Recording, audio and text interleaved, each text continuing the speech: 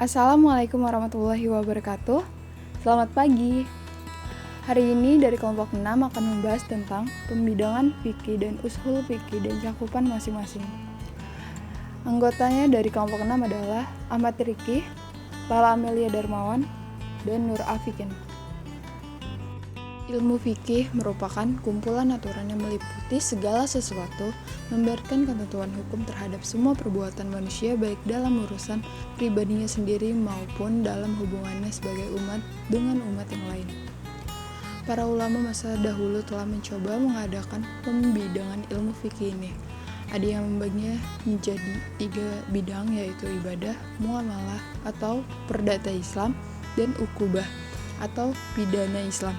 Ada pula yang membaginya menjadi 4 bidang, yaitu ibadah, muamalah, munakahat, dan ukubah. Walaupun demikian, 2 bidang pokok hukum Islam sudah disepakati oleh semua fuqaha, yaitu bidang ibadah dan bidang muamalah. Cakupan ilmu fikih. Yang pertama yaitu fikih ibadah. Ibadah berasal dari kata Arab ibadah, jamaknya lafaz ibadat, yang berarti pengabdian, penghambaan, ketundukan, dan kepatuhan. Dari akar kata yang sama, kita kenal dengan istilah abd, hamba atau budak, yang menghimpin makna kekurangan, kehinaan, dan kerendahan. Ibadah juga diartikan sebagai hubungan manusia dengan yang diyakini kebesaran dan kekuasaannya. Artinya, jika yang diyakini kebesarannya adalah Allah, maka menghambakan diri kepada Allah. Masih tentang fikih ibadah. Ibadah ditinjau dari segi bentuk dan sifatnya ada 5 macam, yaitu ibadah dalam bentuk perkataan atau lisan seperti berzikir, berdoa, tahmid, atau membaca Al-Quran. 2. Ibadah dalam bentuk perbuatan yang tidak ditentukan bentuknya seperti jihad, menolong orang, dan lain-lain. Yang ketiga, ibadah dalam bentuk pekerjaan yang telah ditentukan wujud perbuatannya seperti sholat, puasa, zakat, haji. Yang keempat, ibadah yang tata cara dan pelaksanaannya berbentuk menahan diri seperti puasa, i'tikaf, dan ihram. Dan yang kelima, ibadah yang berbentuk menggugurkan hak seperti memaafkan orang yang telah melakukan kesalahan terhadap dirinya dan membebaskan seseorang yang berhutang kepadanya. Yang kedua, fikih muamalah. Fikih muamalah adalah pengetahuan tentang kegiatan atau transaksi yang berdasarkan hukum-hukum syariat mengenai perilaku manusia dalam kehidupannya yang diperoleh dari dalil-dalil Islam secara rinci. Kemudian secara terperinci, ruang lingkup dalam pembagian fikih muamalah meliputi 2 hal. Yang pertama, muamalah adabiyah, yang merupakan muamalah yang ditinjau dari subjek atau pelakunya ialah ijab dan kabul, saling meridhoi, tidak ada keterpaksaan dari salah satu pihak, hak dan kewajiban, kejujuran berdagang, penipuan, pemalsuan, penimbunan, dan segala sesuatu yang bersumber dari indera manusia yang ada kaitannya dengan peredaran harta dalam hidup bermasyarakat. Kemudian yang kedua, muamalah madiyah.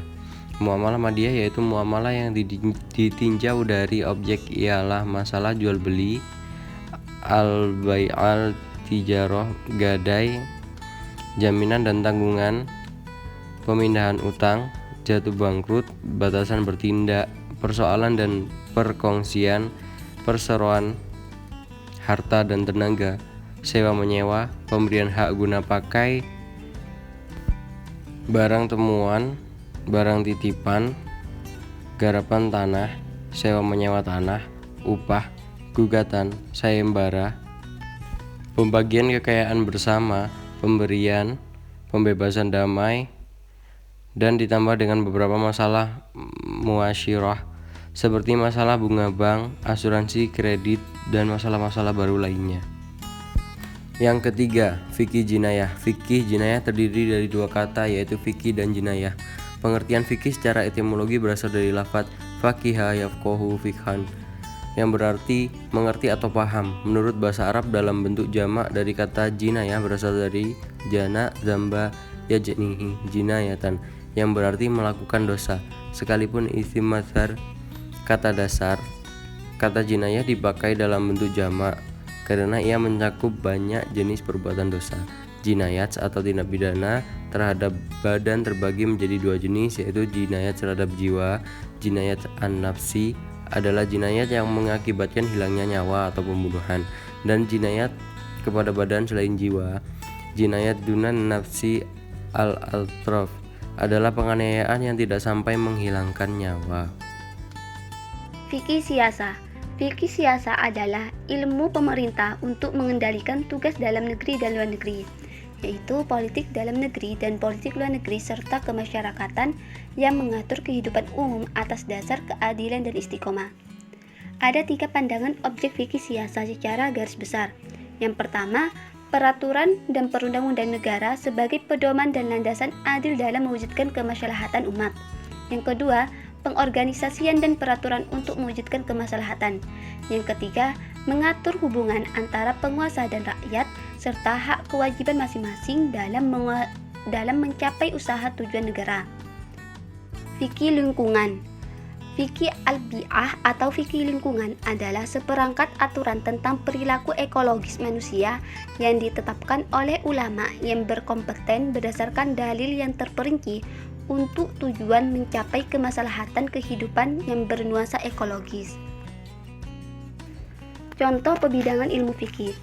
Fikih ibadah itu cangkupannya biasanya terkait ibadah-ibadah mahda atau pribadi, serta seperti tata cara sholat, puasa, dan lain sebagainya.